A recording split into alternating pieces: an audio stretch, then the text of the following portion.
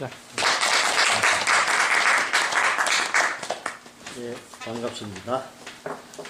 우선 동요를 하나 들어볼까요? 노을이라는 동요 한번 들어볼까요?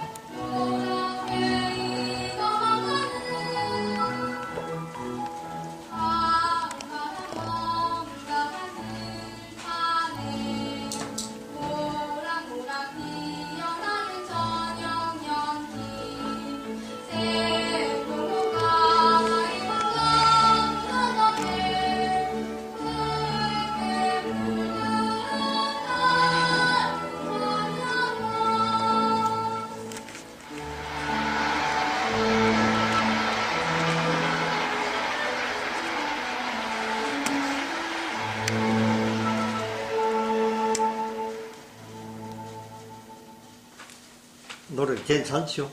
네, 할 수 있습니다. 유튜브에서 내려받은 건데요. 정확하게 뭐 연도는 기억이 안 나는데 80년대에 맞아 이제 어린이 동요 무슨 경연 대회가 있었죠. 누가 하는 거죠? 그거였든지 뭐 하여튼 그런 종류인데 거기서 이제 대상을 받은 작품이에요. 그래서 한때 상당히 저 노래가 라디오 통해서 뭐 많이 나오고 그렇게 했는데 지난번에 그 강의할 때는 비틀즈의 이매진이라는 곡을 우리 한번 들어봤죠. 오늘 그러니까 이제 내 나름대로 무슨 곡으로 좀 마음을 좀 모아볼까. 사실 뭐 좋은 명곡 많지요. 동요뿐만 아니라 뭐 우리나라 가곡도 있고 뭐 클래식 음악, 뭐 서양 클래식 음악도 있고. 근데 저 노래가 딱 떠올랐어요. 그래서 왜 그럴까? 뭐 이유가 여러 가지 있겠지만은 뭐 아시다시피 오늘 뭐 서울 같은 경우에는 눈이 오지 않았습니까? 그러니까 뭐 각자 이제 나름대로 눈과 연상해서 이런저런 뭐 기억이 스쳐가고 했을 텐데. 지금 우리 전국과 관련해서 최근 정부 아시다시피 이제 천주교 정의 구현 사재단에서 발언한 것이 이제 뭐 집권 여당 뭐 내가 볼 때 파시스트 당인데 그 당 쪽에서 뭐 집중 일종의 이제 비난을 퍼붓고 있죠. 그러면서 든 생각이 유신시대 때 시인 중에 이제 양송우라는 시인이 있어요. 여러분이 처음 들어본 가서 이제 좀 찾아보고 한번 보길 바라는데 그분이 쓴 시 중에 겨울공화국이라는 시가 있다는 거예요. 여러분 벌써 딱 감이 잡히죠. 유신시대를 이제 겨울공화국에 비유를 해서 쓴 시예요. 그 시가 이제 생각이 나고 그러면서 이제 우리가 저런 동요란지 노래가 머릿속에 떠오르는 이유는 사실은 복합적인 거지. 그래서 나 구태여 뭐 그 이유를 찾지는 않았어요. 그래서 이제 나름으로 이제 그 어떤 정서적인 이유는 일단 좀 제쳐놓고 이제 당연히 관계가 되는 거지만 이성적인 차원에서 보면은 어떤 생각이 드느냐. 그 뭐 이번 천주교 정의구현 사재단과 관련해서만이 아니라 내 개인적으로 자주 드는 생각인데 애들이 살아가는 모습을 보면은 이건 참 저희도 내가 말씀드린 것처럼 우리나라 어린이들이 또는 청소년들이 처한 삶의 조건들을 보면은 분노가 그리고 참 안 됐다는 생각이 많이 든단 말이에요. 어떤 사회가 어떤 시대에 있어서 얼마나 인간다운 사회인가 하는 기준이 뭡니까? 라고 따지면 뭐 답은 여러 가지가 있을 수 있겠죠. 근데 나는 그 기준들 중에 아주 중요한 것이 우리 사회에 있는 어린이들이 얼마만큼 일상생활을 말하자면 왜 천진난만하다고 그래요. 천진난만하게 살아가는 라고 하는 것이 그 사회가 얼마만큼 인간다운 사회인가 또는 건전한 사회인가를 판단할 수 있는 근거라고 본단 말이죠. 한 30년 전에 뭐 행복은 성적순이 아니잖아요 하고 뭐 어린 뭐 여학생이었든지 뭐 나학생인지 그건 좀 불확실한데 뭐 그 학생이 하여튼 뭐 투신 자살을 했단 말이에요. 뭐 지금도 그런 종류의 사건은 사실은 뭐 거의 매일 벌어진다고 할 수 있죠. 통계적으로 보면. 또 세계로 우리가 눈을 넓혀보면은 사실은 많죠. 뉴스만 봐도 그렇고 TV 뉴스를 봐도 그렇고 뭐 인터넷 들어가서 봐도 그런데 지금 시리아라는 곳에서 벌써 내전이 벌어진 지가 상당히 되었죠. 근데 난 진짜 내가 잘못 봤나 하고 경향신문을 다시 봤는데 이 시리아 내전으로 죽은 아이들이 여러분 지금 받은 그 원고에 있듯이 11,420명이나 되더라고요. 10,000명이 넘어 어린애들. 이게 진짜 이 야만 그 자체죠. 사람이라고 하는 것이 여러분 알다시피 생명의 분류에 따르자면 가장 뭐 이른바 고등동물이라고 하는 영장류, 프라이메이츠라고 그러죠.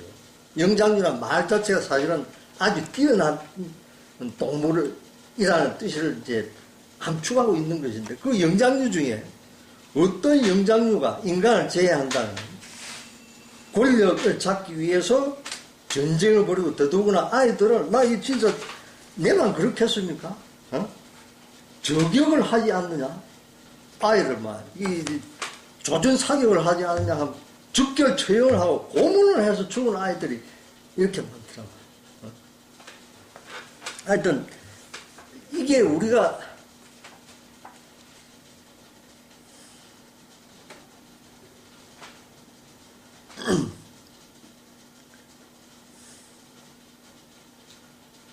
살아가는 세상인가 하여튼 분노감이 들었어요. 노자란 사람이 이런 말을 했어요.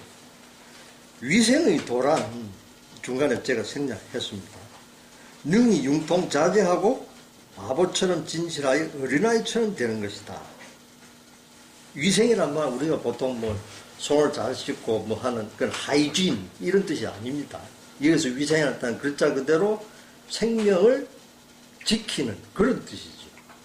이것이 노자의 뭐 가르침은 사실은 일반적으로 그렇게 쉽게 이해할 수 있는 건 아닌데 그것의 본질이 사실 여기 있는 것처럼 진실한 아이처럼 되는 게 이게 도의길이라는 얘기를 하고 있다. 그러면 오늘날 우리 삶이라고 하는 것이 노자라는 사람 어느 시대 사람입니까? 벌써 300년 전 사람이잖아요. 그런 시대에 이런 말을 했는데 지금도 사실 이 말이 새롭게 들린다고. 그렇지 않습니까? 너무도 현실하고 거리가 있으니까. 그래서 우리가 살아가는 삶의 조건이라고 하는 것이 한편으로 보면은 기적처럼 과학기술이 발전한 그런 시대죠. 그걸 구체적으로 들자면 뭐 상당히 많지만, 이런 시대에 그럼 진짜 인간이 아이들처럼, 아까 얘기하는 어른도 사실은 좀 천진난만하고 필요 없는 벽을 넘어서고, 그리고 진짜 허심탄회하게 얘기를 하고, 이런 사회, 그런 삶의 내용, 또 그런 삶을 가능하게 하는 그런 조건들, 이게 사실은 물질적으로, 과학기술적으로 진짜 충분함에도 불구하고 못하고 있단 말이에요. 그래서 이런 상황에서 우리는 여러 가지 생각을 할 수 있는데, 지난번에 Why Socialism, 왜 사회주의인가, 아인슈타인 박사 나름대로 사회주의에 대해서 얘기한 것에 이어서 2006년도군요. 2006년도에 이제 어느 날 들어가서 아인슈타인 그 위키피디아에 보니까, 위키피디아는 뭐 알다시피 뭐 그 전 세계 여러 사람들이 이제 막 힘을 합쳐서 이름을 이제 대중지성의 하나의 성과죠. 운영되는 이제 비영리 뭐 백과사전이라 할 수 있는 거죠. 여기 이제 뭐 각국으로 영어, 뭐 스페인어 뭐 다 있습니다. 그 중에 이제 그 프랑스 쪽에 들어가 보니까 역시 이제 나라마다 좀 차이가 있어요. 내용이. 보니까 이 시타숑 드 아인슈타인, 그러니까 아인슈타인의 인용 구절 뭐 이런 뜻이죠. 이게 있더라고요. 얼마 전에 이제 이걸 작성하느라고 혹시 남아있나 해서 들어가 보니까 지금은 사라졌어요. 그러니까 이거는 뭐 프랑스 쪽만 아니라 저 미국 쪽 들어가도, 잉글리시 쪽 들어가도 경우에 따라 좀 바뀌어요. 그래서 지금은 없어지고 뭐 복원하려면 뭐 찾아갈 수는 있겠죠. 그런데 지금 들어가면 이 프랑스에 이 글은 없습니다. 그래서 이거를 읽어보니까 하여튼 내용이 괜찮고 해서 번역을 하고, 그리고 아래에는 이제 또 영어로 그 불어로 된 걸 번역하고 뭐 이렇게 해본 겁니다. 그래서 우선 불어로 그냥 한번 읽어보고 우리말 번역하고, 아인슈타인 이 격언이 오늘날 세계, 또 좀 좁게 보자면 우리 한국 사회에 있어서의 삶의 내용, 조건과 관련해서 뭐 생각할 만한 게 뭐가 있겠는가 한번 생각해 보자, 이런 겁니다. 그래서 하나씩 한번 해보죠. Si vous n'arrivez pas à expliquer un concept à un enfant de 6 ans, c'est que vous ne maîtrisez pas ce concept. 이 이제 뜻을 옮기면은 6살 유아에게 어떤 개념을 설명할 수 없다면 당신은 아직 그 개념을 완전히 파악하지 못하고 있는 것이다. 그래서 이제 간단하게 뭐 생각할 바를 해서 이렇게 한 겁니다. 뭐 여러 가지 이제 이 글을 읽는 사람에 따라서 뭐 생각하는 건 여러 가지겠죠. 근데 이제 내가 우선 턱 든 생각은, 요즘 이제 가령 이제 TV를 보다 보면은, 나 이제 주로 이제 뉴스라든지 뭐 쟁점 같은 거 보고는 별로 보지 않아요. 이제 정확하게 말씀드리면은, 이제 우리 어머니가 이제 노모이기 때문에 내 방에 이제 TV가 있어서 노모가 이제 들어오셔가지고 뭐 드라마도 보고 이제 같이 볼 때도 있고 뭐 보다가 이제 옆에서 어머니가 이것저것 이제 뭐 말씀하실 때 같이 보기도 하고 뭐 이럽니다. 근데 이제 보면 어떤 프로 보면 이제 젊은이들이 나와서 이제 대화하는 그런 프로가 있는데 보면은 꼭 그런 프로뿐만이 아니라 맞아 삶과 관련해서 어떤 진지함이라고 하는 게 참 적구나 하는 느낌이 들 때가 굉장히 많다고. 그러니까 재미있는 것, 뭐 쉬운 것을 많이 찾아요. 우리가 조금 생각해 보면 재미라고 하는 것도 사실 수준이 있는 거죠. 분명히. 그리고 가령 지금 한국 사회에서 문제가 되고 있는 뭐 자유라든지 민주주의라고 하는 것은 사실은 수준이 높은 어떤 마음가짐, 어떤 결의, 이런 걸 요구하는 거란 말이죠. 예전에 벌써 이제 90년대 초인데, 제가 이제 제야단체에서 이제 활동하면서 이제 후배들하고 뭐 회의도 하고 뭐 하다가, 이제 나름대로 뭐 알려진 한 후배가 그래요. 아, 그건 민주주의라고 하는 건 상식이다. 이런 얘기 하면서 뭐 얘기를 해요. 그래서 이제 제가 그랬죠. 네가 하는 말이 전적으로 틀린 건 아닌데 상식으로 민주주의 되는 건 아니지 않냐. 우리 단체는 물론 막시스트가 거의 다수였어. 너 막시스트 아니야? 막시스트 이해하기가 그렇게 쉽나? 아니죠. 쉽게 이해할 수 없죠. 그래서 그럼 왜 그렇게 쉽고 재밌는 걸 찾을까? 다시 한번 상기합니다. 재미라고 하는 거는 다 수준이 있다. 수준이 다 같은 게 아니죠. 굳이 얘기하자면 싸이라는 친구 뭐 강남스타일인가? 뭐 그 노래가 난 진짜 깜짝 놀랐는데 난 물론 뭐 한 번도 들어가 보지 않았어. 그냥 나오니까 그냥 왜 저렇게 열광하나 이제 구경만 할 뿐인데 난 물론 음악 뭐 잘 안다고 할 수 없지만 그래도 듣는 귀는 분명히 있어요. 저건 음악이 아니다. 쓰레기죠. 근데 뭐 몇억 명이 유튜브 뭐 조회를 하고 뭐 그랬더라고요. 이제 드는 생각은 이제 여러 가지 또 이제 진단이 가능하죠. 그런데 그 중에 하나가 지금 말하는 것과 관해서 보자면 사람들이 자본주의 체제에서 우리 자라는 아이들은 아이들대로 또 어른은 어른들대로 살아가는 데 있어서 학교에서의 학습이라는 노동, 그렇죠? 또 어른들의 노동이라고 하는 재미가 없는 거예요. 이런 의미에서 사실 마르크스는 과학적인 얘기를 하면서 여러분 적어도 이해의 정도는 이제 개인마다 좀 차이가 있지, 잉여 노동의 착취라는 얘기를 하는데 그런 기본적인 조건 속에서 노동을 하다 보니까 보람을 못 느끼는 거예요. 그 보람이라고 하는 건 뭡니까? 내가 이 일을 하는 것에 자연스럽게 누가 뭐라 하는 것 관계없이 뭔가 자기가 나름대로 창의성을 발휘를 하고 열심히 해서 좀 자랑도 하고 싶고 이런 노동은 보람이 있고 재미가 있죠. 근데 이런 노동이 아니기 때문에 그럼 뭐 여러분이 사실 아마도 좀 특수한 그런 간단히 말해서 뭐 요즘 협동조합이라든지 뭐 그러니까 비영리적인 일을 하면서 자기 생계 유지하고 노동의 보람을 찾는 업이 아닌 한 사실 스트레스 이 만연되어 있죠. 그러니까 사람들이 이 스트레스 벗어나고자 함 그리고 무료하죠. 권태롭죠. 뭐 하는 일이 사실은 그것도 이제 따지기 시작하면 좀 변화가 있는 그런 직종도 있지만 대체로 루틴하죠. 일상적으로 맨날 반복되는 일들. 그러니까 여기에서 사실은 이런 부분은 사실은 막스가 자본론에서뿐만 아니라 여러 군데에서 지적하고 사실은 마르크스뿐만 아니죠. 비마르크스주의자도 그런 말 했고 지금도 하고 있는 것처럼 권태로운 거예요. 사는 게 재미가 없는 거예요. 그러니까 사람이 이렇게 되면은 수준이 있는 재미, 다시 말해서 진지한 의미에서 나의 적극성과 능동성을 스스로 개발하려고 하고 그런 가운데 우리가 말하는 높은 문화, 그리고 좀 더 깊이 있는 또 좀 더 넓은 사고를 할 수 있는 그러한 노동이나 무슨 학생 이런 거를 하고자 하는 의지 자체가 자꾸 약해지는 거예요. 그래서 이런 현상이 일어난다는 게 내 생각입니다.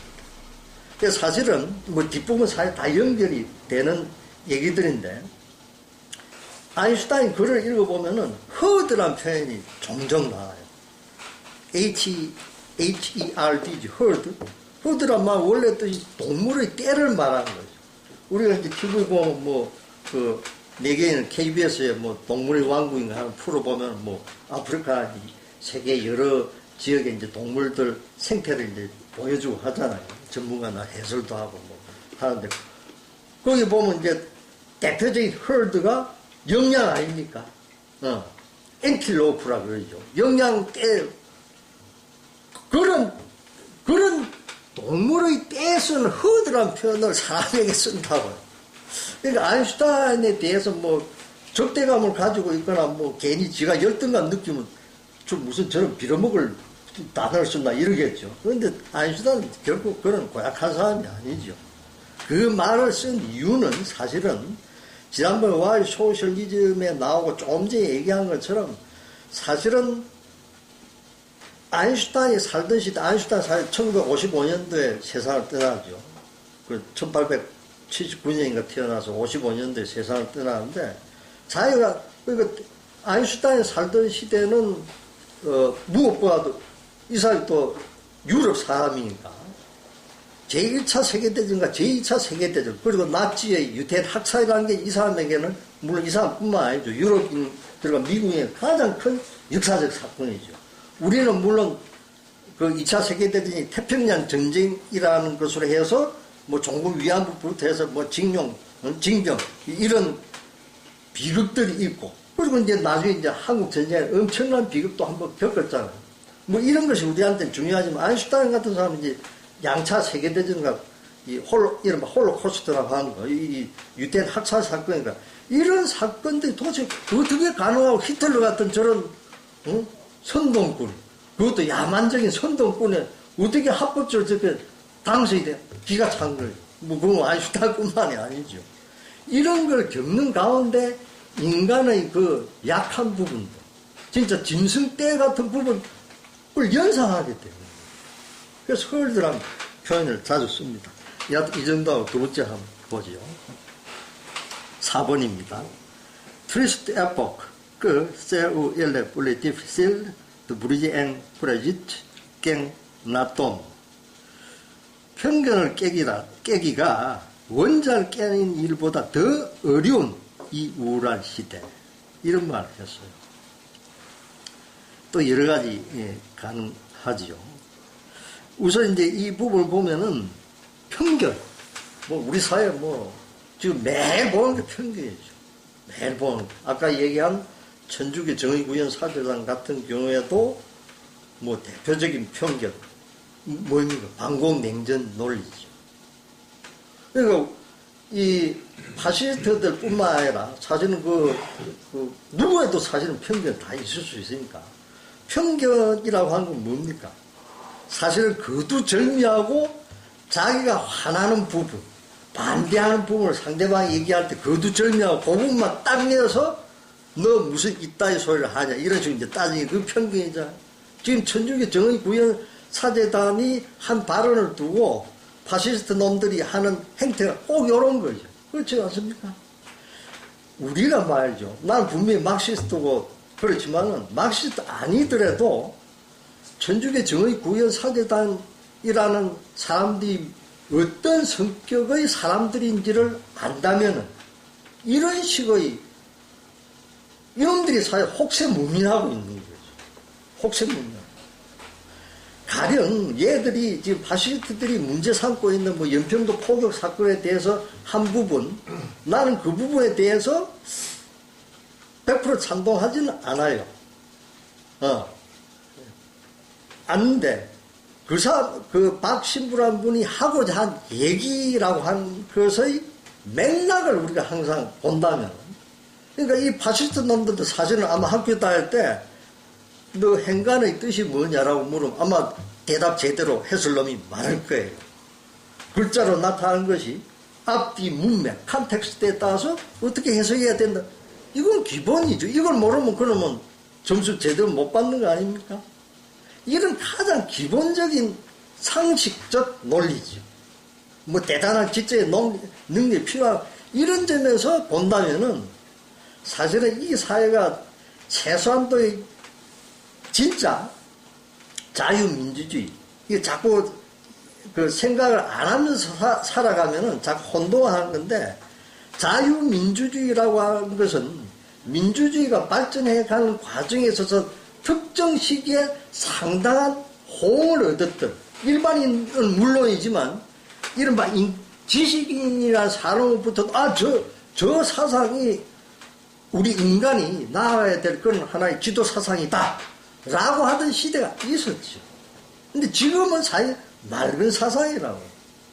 한 가지 더 얘기한다면 한국에서 얼마 전부터 가령 최장직 교수라는 분 난 그분에 대해서 기본적으로 뭐 적대감은 없지만은 참 답답한 양반이다 하는 생각이 드는 게, 저 양반 입장이 사실은 뭐, 진보적 뭐 자유주의 뭐 이런 얘기를 한 걸로 내가 알아요.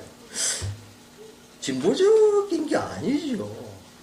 자, 이른바 역사적 자유민주주의의 진보성이 생명을 다한 상황에서 넘어가는 게 그게 사실은 마르크스주의거든요. 그럼 우리가 조금만 더 최장직 교수란 분의 진심을 이해한다면, 난 뭐 사실 이해하려고 내가 이해하기 옳다고 보는데, 그분 나름대로 입장에서 그분은 막시스트 아니니까. 그러나 여하튼 진보적인 분은 내가 보기에 진보적인 분이니까 아마도 한국 사회의 다수는 사실은 상당히 보수적이에요. 보수적이고 그 보수적인 가운데 진보적이라 할 수 있는 사람들의 사상이 좀 이제 말 자유민주주의적 입장이에요. 따라서 최장기 교수란 분은 혁명적 지식이 아니기 때문에, 내가 볼 때는 개혁주의적 지식이기 때문에 이 다수 민중, 뭐 다수라 해서 뭐 80% 90% 되는지 아마 그렇게는 안 될 거고, 여하튼 많은 대중이 그렇게 생각하기 때문에 그 사람들 입장에서 저런 얘기를 한다라고 나는 보는 겁니다. 그래서 그런 측면에서 난 최장기 교수의 뭐 진심이 있다고 보는 거죠.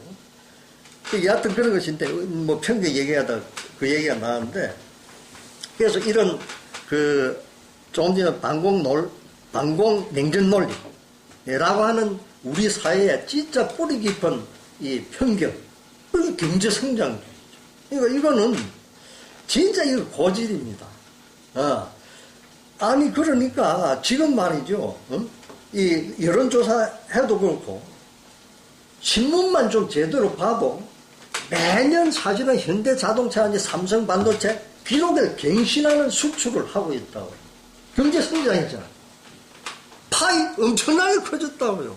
세계 지금 220 몇 개 국가가 있는데 그 나라들 파이 순서대로 보면 한국 여러분 알죠? 10등 아니면 12등 뭐 13등 엄청난 부자라고. 그런데 지금 삶이 어떻습니까? 지옥 같은 삶. 어떤 측면에서는 죽지 못해서 사는 삶, 이런 사람들 많죠. 요 얼마 전에 말이죠. 그게 보름 정도, 한 20일 정도 전인데, 근데 이제 고향에서 이제 버스 타고 가려고 이제 정류장에 있었어요. 나 이제 점심 때 특별히 무슨 일이 없는 한 이제 빵을 주로 이제 점심을 잘 먹어요. 그래서 이제 보통 한 4개 정도 싸갑니다. 실제로 한 2개 정도만 먹지만, 4개 정도 싸가지고 이제 내가 가는 곳에 가서 먹으려고. 이제 기다리고 있는데, 이렇게 보니까 벌써 보기에 벌써 뭐 연세가 진짜 대단한 분이, 여러분 아다시 뭐 지방에 서울이건 간에 이 노인네들이 왜 이 박스나 이런 폐지 같은 걸 모아가지고 꾹꾹 눌러가지고 들고 가는 그런 할머니들 제법 많잖아요. 이제 그런 분이. 그런데 벌써 딱 보니까 몸이 연세에 있는데 몸이 안 좋을 것 같은데, 하여튼 싼땀이 쳐 아휴. 그래서 내가 이 할머니 와서 좀 잠깐 쉬고 가시오. 이제 잠깐 이제 할머니가 앉았어요. 아니, 연세가 지금 어떻게 되십니까? 내가 귀가 어두운데 좀 크게 말해주시오. 이래요. 연세가 되니까 다행히 그렇게. 이제 좀 소리를 크게 해서 물어봤어요. 92세라는 거예요. 92세. 여러분, 조금 전에 우리가 상기한 거지. 이런 부자 나라에서 92세 된 할머니가 그런 걸 끌고 가야 먹고 산다. 생각. 여러분 알다시피 지금은 70세 되어도 여러분 다 알죠? 노인축, 그래, 당신 노인 해줄게. 또는 하여튼 70 정도 넘어가야 이제 노인이라는 얘기 하잖아요. 뭐 75세인지 70. 옛날부터 뭐라고 그랬습니까? 60이면 환갑? 그럼 대강 사회 환갑 넘기기도 어렵죠. 옛날이란 말 정확하게 말하자면 내가 지금 50대 중반에 이제 넘어선 나이인데, 내가 어릴 때, 그러니까 60년대, 70년대, 한 80년대까지만 해도 60세 되면 그 노인네로 당연히 취급하고 뭐 환갑잔치 하고 이랬어요. 70대면 진갑이라 그러잖아. 고래희라 그랬죠. 옛날부터 드문 정도 오래 산 분. 요즘 고래희는 아마 한 80이나 85세 되어야 고래희가 되겠다. 이렇게 옮겨갔죠. 이런 92세 된 노인들 그렇더라 이거. 그래서 하여튼 그걸 경제성장주의라고 하는 망상이죠. 근데 우리나라 이 경제학자라는 놈들, TV에 자주 나온 새끼들, 신문에 들락달락하는 놈들, 한겨신문도 보면은 요즘 또 잘 모르겠습니다. 내가 경향신문을 보는데 경향신문도 그렇고 이 경제학자들 보면은 물론 뭐 경향신문에 실린 경제학자는 그런 대로 뭐 일리가 있겠다 라는 사람들이 실리지만 대체로 이 재벌 쪽 경제학자나 이 한국개발연구원 이런 관변 단체에 있는 경제학자들 또 끌어들여가 뭐 얘기를 많이 하더라고요. 그 사람들 말하는 것이 어느 정도 일정 정도 그렇잖아. 한국 사회는 자본주의 체제로 가치법칙에 따라서 움직이는 사회니까 있는 그대로 어느 정도 설명을 하겠죠. 근데 그 진단이라고 하는 것은 철저히 사실은 부주계급. 한국 사회에서 간단히 말해서 이제 먹고 살만한데 좀 권력도 잡고 말이야. 좀 그 힘께나 좀 써보고 의식될 수 있는 뭐가 없을까 하는 이런 놈들의 기준에 맞춰서 하는 거잖아요. 대표적인 게 경향신문만 보더라도 한겨신문도 전에 그랬던 것 같은데 재테크 같은 거 꼭 실린다고. 재테크라 그 사실 나쁜 거거든. 테크닉이라서 다 좋은 게 아니죠. 재테크 같은 이런 게 없어져야 되는 거예요. 그렇지 않죠. 재테크는 간단히 말해서 나쁜 머리, 가치법칙에 부응하는 머리를 써서 불로소득을 얻는 거라고요. 대표적인 게 부동산 투기, 증권 투기, 온갖 환치기, 이런 거잖아요. 그건 악이죠. 전에 내가 얘기한 것처럼 경제란 말의 원래 동양적 의미는 정확하게 중국적 의미는 우리가 공유하고 있는 건데 경세 재민이죠.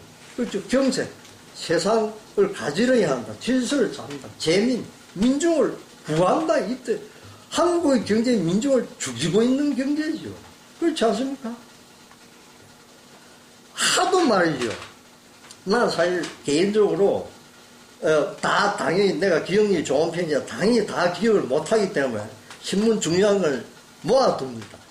근데 매일 신문 볼 때마다 내가 이제 좀 줄여요. 왜냐하면 너무 나쁜 기사들이 넘쳐나니까 사실은 중요한 거 빼놓고 안 한다고.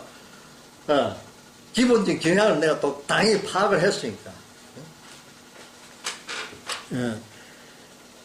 그리고 이제 그 한국 사회에 있어서 개신교 같은 경우에 이 개신교 얼마 전에 보니까 이 한국 개신교에 있어서 아주 유명한 교회가 뭡니까? 여의도의 순복음 교회죠.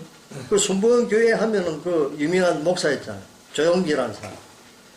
그 사람이 이제까지 부정부패한 것에 대해서 그 교회에 장로들이 일어났더라고요. 부정한 거, 이 고발한다. 개신교라고 하는 말은 참 좋은 말이죠. 고치고 새롭게 한다. 원래 이 개신교를 영미권에서 프로테스탄트라고 했죠. 그러니까 불적으로 프로테스탄트란 말은 프로테스트하는 사람들 이런 뜻이죠. 저항하는 사람들이라는 뜻이에요. 근데 역사적으로 보면은 프로테스탄트라는 사람들은 유럽에서 16세기죠. 16세기에 교황이 말하자면 교회의 부를 모으기 위해서 면제부라고 한 거. 쟤들 막 인들전서라고 한 거. 이걸 이제 막 파는 거지요. 이걸 사면 말이요. 천당 간단 말이에요. 이게 또 사람들을 어리석으니까 그것도 사는 거예요. 그러니까 어떤 놈은 뭐 사가지고 또 주기도 했겠죠. 인질섰겠죠. 나 부자니까 말이야. 너 이거 가지고 천당 간단 말이야. 그러면서 이제 내 말하는 데 해라. 뭐 이런 거 충분히 상상할 수 있죠. 그런 부패한 교회, 카톨릭 교회에 대해서 저항한 운동 속에서 생겨난 게 이 프로테스탄트. 여러분 알고 있는 마틴 루터라는 사람. 그런데 한국의 프로테스탄트 사실은 크게 보면 두 부류가 있죠. 거기에, 여기는 없네요.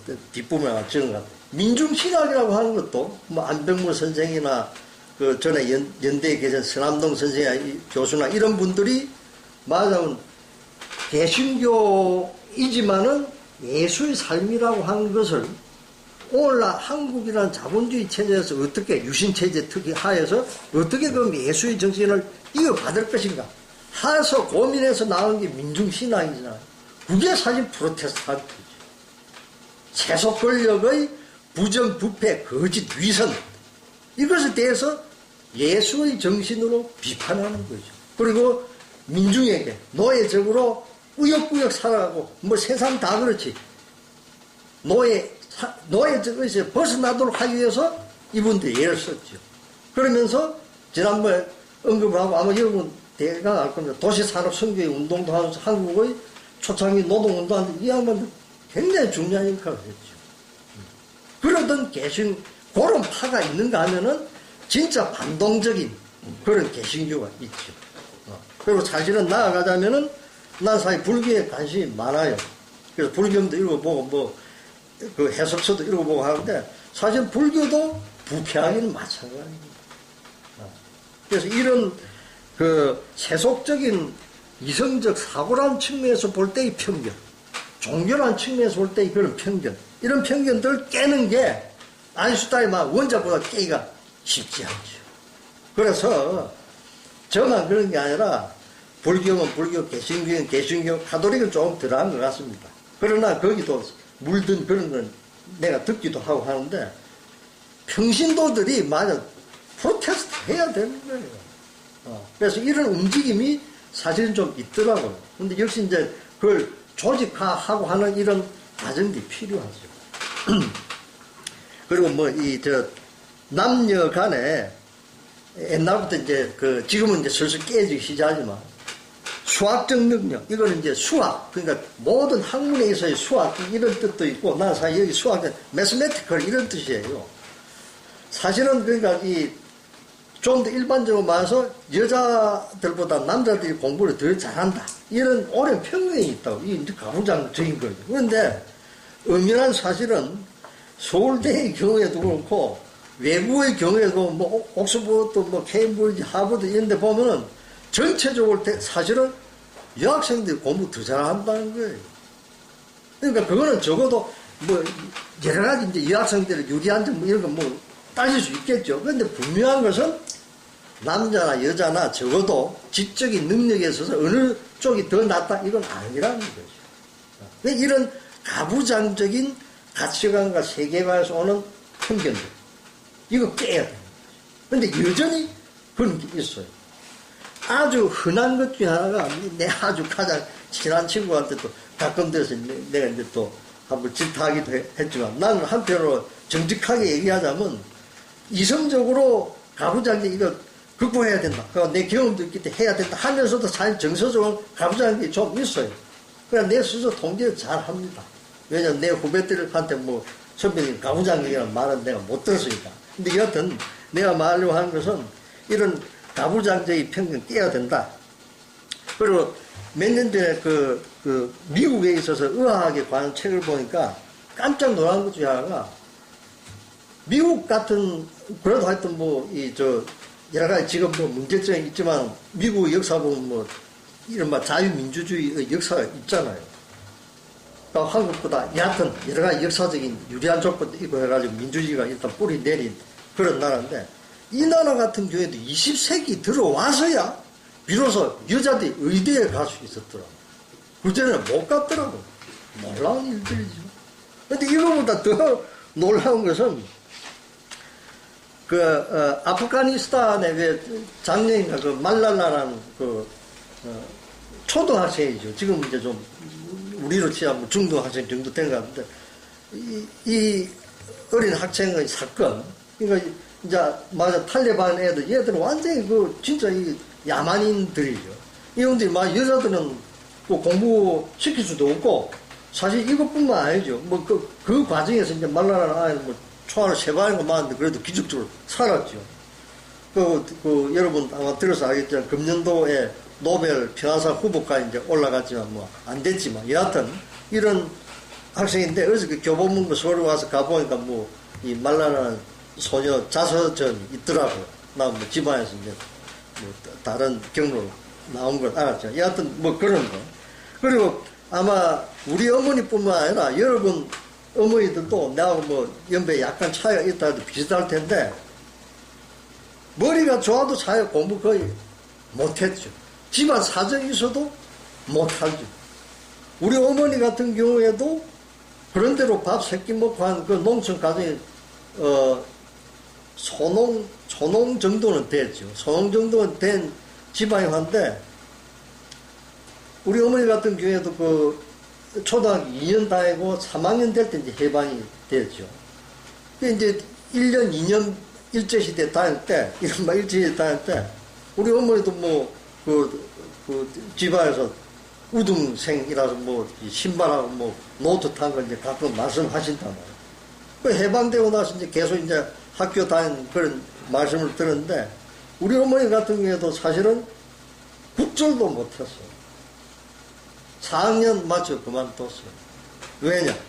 우리 외할머니가 편찮아져가지고, 마음 병이 좀 들어가지고, 뭐, 그 뒤에 다 회복됐습니다. 여하튼 병이 들어가지고, 그 당시만 해도 뭐, 우리 어머니만 그런 게 아니고, 장녀고 이러니까, 미안하니까, 니가 좀 대신, 어머니 대신, 어머니 역할에, 그 대신 어머니 역할, 초등학교 맞아면 5학년짜리가, 그거 하느라고 학교 뭔가, 국민학교 졸업 못했다고. 물론, 그러나 뭐, 그런 다 알고, 뭐, 기본적으로 다 하시는 분이죠. 이런, 우리 어머니 세대. 이런 편견들, 지금은 사실 뭐 이런, 그런, 물론 뭐 이제 과거 일이 되어가지만, 이런 가부장적인 편견은 여전히 있죠.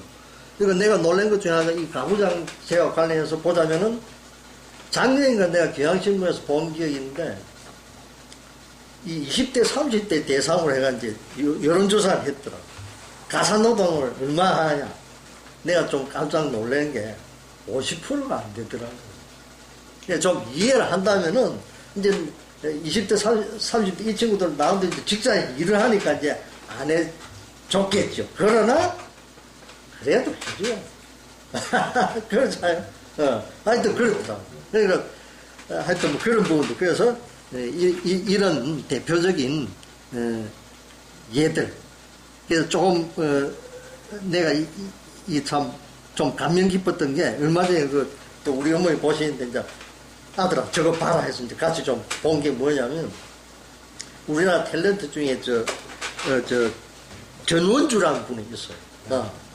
뭐 웃음으로 뭐 유명해진 양반인데, 그 양반이 이제 요즘 어떤 프로를 보니까 이제 시골을 돌아다니면서 이제 할머니들 만나고, 이제 주로 이제 농촌 주민들, 농민들하고 만나고, 해안에 이제 어민들 만나서 뭐 얘기도 하고 뭐 음식도 먹고 하는 이런 프로가 있더라고요.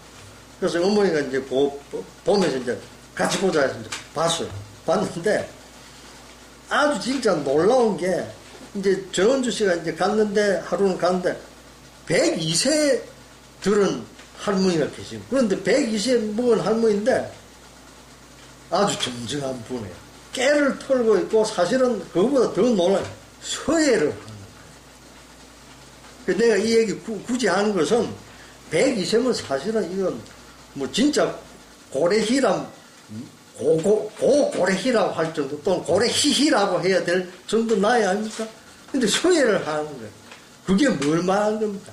삶은 아프리카 경우를 봐도 그렇고 이게 인간의 사회 특징입니다.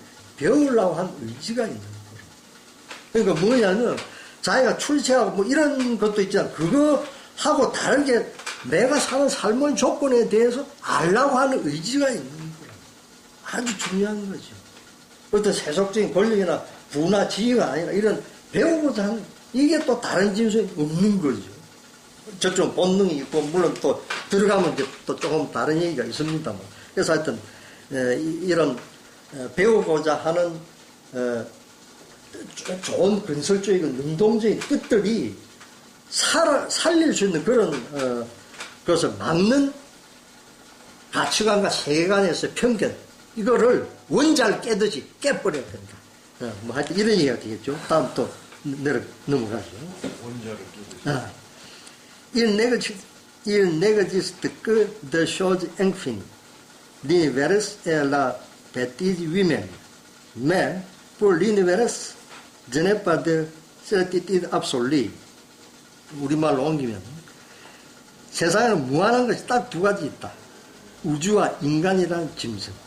그런데 나는 우주에 대해서 절대적인 확실성을 가지고 있지 않다. 이건 아마 좀 그 후기에 얘기한 것 같아요. 그러니까 여러분들 아까 얘기한 거 맥락이라고 하는 게 중요한데, 이런 말을 이제 어떤 연도에 뭐 어떤 단체에 가서 했다는지 무슨 사건과 했다는지 그걸 알면 조금 더 이제 그 뜻의 어떤 구체적인 뜻, 절실함 이런 걸 우리가 알 수가 있잖아요. 근데 여기에는 뭐 그런 건 없어요. 근데 지금 얘기한 그 아인슈타인이 말한 그런 격언들 모아놓은 책들도 있어요. 나도 이제 가지고 있고 읽어보기도 하고 그러는데 거기에는 이제 그런 맥락이 있어서 좀 더 좋은데 이 사이트에는 그건 없더라고요. 그런데 여하튼 그게 없다 하더라도 내용은 결국은 이 부분 이제 뒤에 비슷한 부분이 나옵니다. 뭐냐면은 미리 얘기하자면 인간이라고 하는 것은 우주에 있어서 부분일 뿐이다 하는 얘기가 또 나와요. 또 얼핏 보면 정말 둘 다 무한인데 부분이다. 얼핏 이해가 안 가죠. 그런데 여하튼 뭐 그건 또 뒤에 가서 또 한번 또 연관해서 얘기하기로 하고. 예, 그러면은 자, 우주가 무한하다. 여러분 그 빅뱅이라고 하는 거 들었죠? 뭐 얼마 전에 또 EBS 보니까 그 EBS 뭐 좋은 그 이른바 교양 프로를 많이 하잖아요. 가끔 이제 나도 그거 봅니다. 보니까 이제 천체 물리학 하는 젊은 학자분 같은 나아가 이제 우주론을 아마 설명한 것 같아요. 난 이제 뒷부분에 들어갔는데 이제 자기가 겪은 우스갯 소리를 하는 겁니다. 학교에서 빅뱅이라는 얘기를 하는 아이들이 막 즐거워하고 막 조금 지겨워하던 애들이 막 눈이 반짝반짝 하더라 이거예요. 도대체 얘들이 뭐 빅뱅을 잘 알고 뭐 궁금해서 이랬나 확인해 보니까 나도 사실 그 사람 말, 그 교수 얘기 듣고, 그랬던가 보나 싶은 게, 빅뱅이란 무슨, 이른바, 10대 무슨 그룹 가수가 있는 거 아니죠? 여하튼 뭐 그런 얘기를 해요. 그래서 그 빅뱅 이론에 따르면은, 이제 사실은 그 천체 물리학 나중에 이제 기회가 닿으면 이제 그런 것도 내가 강의 할 겁니다. 내가 아는 한도 내에서. 근데 그 우주가 가령, 정상 우주론이라고 그래요. 그 에스트로피직스 천체 물리학 쪽에서. 그러니까 이게 팽창하지도 않고 수축하지도 않고 그런 상태로 있다라는 우주론도 있고, 이게 장기적으로 보면 장기적으로 억 단위 뭐 이런 뜻이에요. 우리 인간의 역사와 전혀 시간 개념이 다른 겁니다. 장기적으로 보면 이 축소한다는 우주론도 있어요. 또 반대로 팽창한다는 우주론이 있거든요. 근데 내가 알기로는 이 팽창 우주론이 지금 좀 다수예요. 그러니까 글자로 이제 우주는 늘어난다는 거죠. 그럼 이제 이 도플러 효과가 여러분 얼핏 기억이 나죠? 계속 팽창한다는 것을 나타낸 한 가지 중요한 물리학에서 조그만 법칙인데 이걸 또 이용을 많이 하죠. 근데 여하튼 그래서 이 우주는 팽창하니까 이거 무한하다, 뭐 이해가 안 돼. 인간이 무한하다? 아니, 뭐, 인간 진짜 아까 조금 전에 고래기 망한 것처럼, 뭐, 생명이 사이 유한하고, 그런데 도대체 뭐가 그렇다는 거지? 근데 아마도 아인슈타인 이 말 한 것은, 그러니까 아인슈타인도 이제 보면서 아인슈타인이 대단히, 뭐, 이른바 우리가 말하는 지능주의가 높은 건 말할 필요가 없죠. 그런 동시에 사실 그런 거하고 연관되는 게 항상 또 그런 건 또 아니에요. 보면은 영성 같은 게 있는 거예요. 그런 영성의 바탕을 둬서 사실 어떤 통찰력 같은 것도 나온 도움이 되는 거죠. 근데 이제 아인슈타인 이런 말을 한 것은 아마도 인간에 대한 어떤 가능성을 이제 두고 얘기한 것 같아요. 그런 한편 조금 전에 얘기한 건 허드라고 하는 인간의 부정적인 측면을 두고 쓴 표현을 생각한다면 인간이 가진 악의 측면의 무한성. 놀라운 일입니다. 그러니까 그 당시에 유태인 학사라고 하는 거는 여러분 대단하다지 맨 처음에 들어도 무슨 말도 아닌 소리 뭐 이런 대접을 받았단 말이에요. 우리 가까운 역사에도 있잖아요. 광주항쟁 발생했을 때 뭐 그 내려간 이른바 국군이라는 애들이 술을 먹여가지고 뭐 그 살인 만행을 저지른 거 보면 맨 처음에 그 믿을 사람 누가 있습니까? 아무도 안 믿었죠. 근데 실제로 그게 벌어졌단 말이에요. 그래서 아마도, 그 아인슈타인 전체 사상에 대해서 내 나름대로 이해하는 입장에서 보면은 두 가지 의미가 있는 것 같아요. 그러니까 인간의 무한한 어떤 가능성, 어떻게 보면 아인슈타인으로 상징된다고 할까. 그러니까 이제 뒷부분에 나온 것은 아인슈타인뿐만이 아닙니다. 이 과학자들 중에는 신이라고 하는 입장에서 이 과학 연구하는 사람이 많아요. 그러니까 이제 신이라는 뜻이 아인슈타인처럼 이른바 스피노자적인 그런 범신론도 있고 그리스도교적인 신도 있다고 이제 의미의 차이 굉장히 다른 거죠. 여하튼 포인트는 인간이 가지고 있는 그런 악의 측면에 있어서 그런 걸 얘기한 게 아닌가. 뭐 하여튼 그런 생각이 듭니다. 그리고 이제, 여러분 아마 잘, 이건, 들은 분이 없을 것 같은데, 엑소플래닛이란 말 들어봤어요? 엑소플래닛. 잘 못 들어봤죠? 이게 뭐냐면, 이제 천체 물리학 쪽에서 연구하는 중요한 부분이 한데, 플래닛 하면 글자부터 뭐, 우리말로 행성이라고 그러죠. 그러니까 태양계와 같은 항성, 우리가 본 스타, 별이죠. 별을 중심으로 해서 이제 그 일정한 궤도를 가지고 도는 게 플래닛이죠. 엑소플래닛이라면 태양계 넘어서 있는 행성을 말하는 거예요. 그 말은 뭡니까? 태양과 같은 태양계가 있다는 뜻이죠. 이건 뭐 예전부터 알려졌던 거고. 근데 이런 엑소플래닛가 얼마 전부터 이제 천체물리학자들이 연구하는 것들 중에 하나인데, 이건 뭐 사실은 여러 가지 물음들하고 다 연결돼요. 그 물질이라고 하는 게 어떻게 형성이 됐느냐?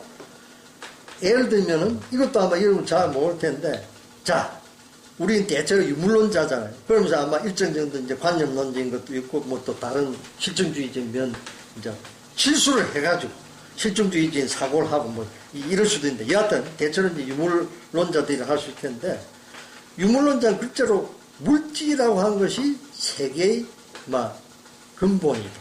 또 기본이다라고 하는 철학적 전제에서 출발한 거죠. 근데 그 물질이라고 하는 것이 이 우주 전체에서 차지한 비율이 몇 프로인지 압니까? 40% 나누기 10. 4%예요. 놀랍죠? 그럼 나머지는 그건 뭡니까? 나머지가 다크 매터, 다크 에너지랍니다. 암흑 물질, 암흑 에너지랍니다. 이게 나머지 96%를 차지합니다. 지금 학자들이, 이 천체 물리학자들, 이 지금 머리 싸매기 시작한 분야 중에 하나, 이게 도대체 정체가 뭐냐는 거예요. 그래서 물리학에서는 뭐 여러 가지 얘기가 가능한데, 내가 나름대로 하여튼 자연과에 관심이 많아서 이런저런 책들을 보면 그 어떤 공통된 연구 뭐 하는지가 딱 잡히죠. 그래서 그런 주제 정도는 알고 뭐 기본적인 얘기 내가 듣고 질문을 던질 수 있을 정도의 진리는 되는데, 물리학에서 아주 중요한 부분이 아인슈타인의 상대성 이론, 특히 그 일반 상대성 이론이라는 거하고 양자 역학을 어떻게 결합시키냐 하는 거예요. 이렇게 될 때 만약 우주를 움직이는 힘과 에너지의 기본 원리를 좀 더 잘 알 수 있는데, 이거 가지고 지금 풀지 못해서 막 최고의 두뇌들, 물리학계에 간 최고의 두뇌들이 이걸 가지고 막 머리를 싸매고 이제 한다고. 이 과정에서 발생한 게 힉스라는 입자죠. 여하튼 이런 연구를 이제 한다고. 그래서 우리가 이런 겁니다. 여러분이 답답할 때, 뭐, 이런 답답한 그 푸는 방식 여러 가지겠죠. 내가 푸는 방식들 여러 가지 중에 하나가, 뭐, 유튜브나 하여튼 천체 물리학 이런 쪽 사이트에 들어가가지고 우주를 보는 거예요. 그거를 보면은 우리가 사는 삶이라고 하는 게 뒷부분에 이제 다 연결되는 겁니다. 우리가 사는 삶의 의미가 뭔가, 그리고 우리가 얼마나 사실은 자연스럽게 살 수 있는 가능성이 있음에도 불구하고 왜 이렇게 사는가 하는 의문을 가지게 돼요.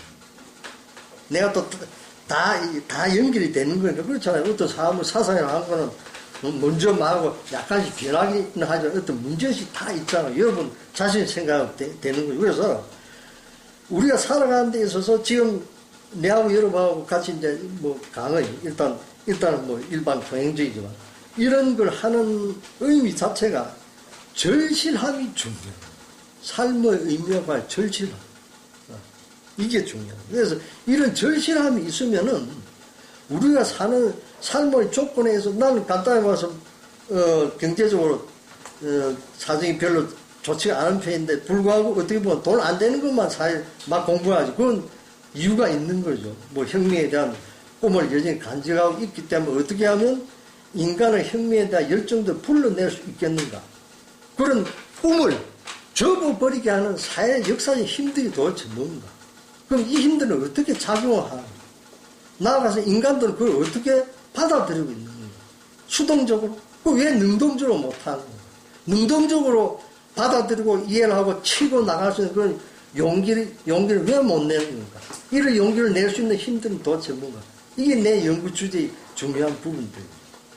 그래서 하여튼 그래서 우리가 좀 바쁘더라도 여러분 꼭 그렇게 하길 바라는데 조금 틈이 날 때 내가 말한 방식이 무슨 방식인지 보면은 눈이 넓어지고 삶도 적극적으로 보게 되는 겁니다.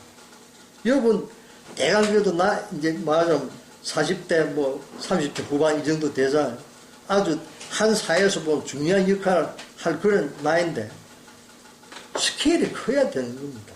스케일이 크다는 건 그냥 구름 둥그름 잡는 게 절대 아니거든요. 내 삶의 소중함, 내 삶이 소중하기 때문에 다른 사람들의 고통, 내 고통이 오는 거라고요. 그게 억지로가 아니라, 부담이 아니라, 저 사람의 고통을 내가 생각하면 내가 괴로운 거예요. 불교에서 유명한 제가 신도주의 제2의 부처를 하는 정도의 사람이 두 사람이 있다고. 유마라는 사람하고 용수라는 사람이 있어요. 용수라는 사람, 나가라주나라고 하는. 여하튼, 이 유마라는 사람이 워낙 유명해서 유일하게 부처님 경전 중에 경자가 붙어 가는 것 중에 부처님 아닌 사람 경자 붙는 사람, 이 사람은 유마경이라는 유명한 경전이 있죠. 이 경을 읽어보면은 거기에 나오는 그건 내뿐만이 아닙니다. 경전 공부한 사람은 공통적으로 느끼는 건데 이제 확인을 하는 건데 이 사람이 한 유명한 말이 있다. 중생이 아프고 내가 아프다는 말이 나. 아주 간단한 말이죠. 근데 사실은 우리가 가만히 생각해 보면은 한국 사회가 이적인이 된 것은 한국에 있어서의 경제성장주의와 관련된 무지들, 그리고 탐욕들, 불안감, 공포감, 이런 것 때문에 남의 삶에 대해서 관심을 안 가요. 사실은 그것이 내한테 다 오는 겁니다. 남에게 관심을, 특히 남이라고 하는 고통받는 사람, 내하고 비슷하게 진지하지만 여하튼 올바른 근거 있는 분노감을 가진 사람들과 공유를 하지 않으면 그 고통이 점점 날 옥죄한다고. 그래서 남의 일이 내일이 되는 거라고. 이런 거를 제대로 하기 위해서 사실 학습을 해야 되는 거예요.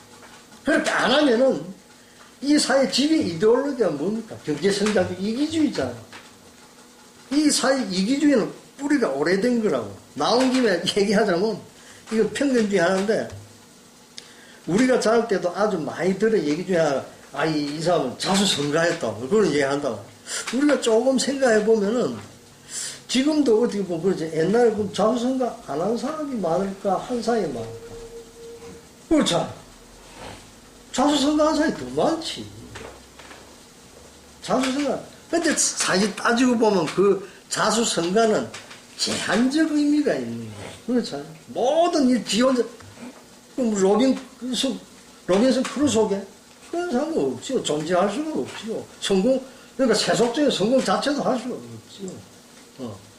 그래서 하여튼, 유마, 그사가 말한, 그 사람 말한 그대로 중생의 고통이 내 고통이라는 말을 합니다. 남의 일이 내, 막심도 사실 그런 얘기를 합니다. 이제 또 넘어가죠. 12번이죠. S'il les faits ne correspondent à la théorie, sans que les faits. 이게 참 아주 중요한 말이죠. 13번이 뜻풀이한 거예요. 사실이 이론에 상응하지 않으면 그 사실을 바꿔라. 이 완전히 카운트 인투이티브한 거예요. 반직관적인 거예요. 아니, 사실에 맞지 않는 이론이 있어. 이론을 버려라. 보통 압도적으로 그런데 사실을 바꾸래. 이게 아인슈타인의 천재성과 관련된 것이죠.